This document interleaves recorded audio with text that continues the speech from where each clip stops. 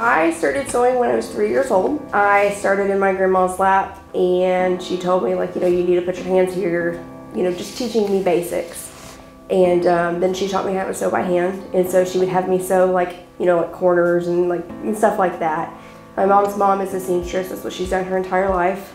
And so I've kind of been surrounded by like sewing and seamstresses and like the entire like clothing industry like from a very young age. So the first like art deal that I kind of started doing, so to say, Robert Lewis taught me how to finger weave. So I did it one like row and I was like, oh, I can do this. And then I took off with it. I loved it. I've been doing that for almost 10 years now. So now I make feather capes. I sew ribbon skirts. I sew 18th century regalia. I sew tear dresses and stomp skirts. I make moccasins and any type of leather stuff. I bead.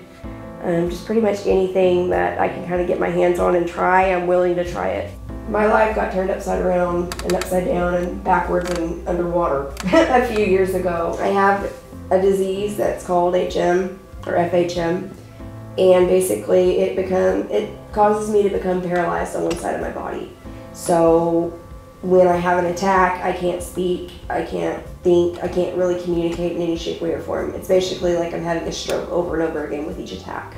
So it's kind of changed our entire world. Like, we've had to do things differently, and it's not necessarily that I've had to stop doing things, I just have to do things differently now. Thankfully, my parents are very, very helpful, and my husband is too. There's a lot to kind of navigate around. I take everything in at full capacity. Like, something little to somebody else would not necessarily be little to me. Me being able to like pass on something to my child. That's absolutely what my goal in life is to do, is to pass on everything that I know that my kiddo wants to learn. I'm gonna try and help her, teach her, and teach anybody. Because if we don't do that, then it's just gonna basically fall apart and we're gonna cease to exist. So I'm really thankful. Like, this has given me an opportunity to share it to other people that I not necessarily would have like had in contact with. But because of the article and because of this award, they were able to find somebody that could help them. And that's kind of my whole goal with everything. It makes me very proud to see her go from not wanting to do anything to wanting to do everything. I did. Kept it to myself for a long time. Until she won the award, actually.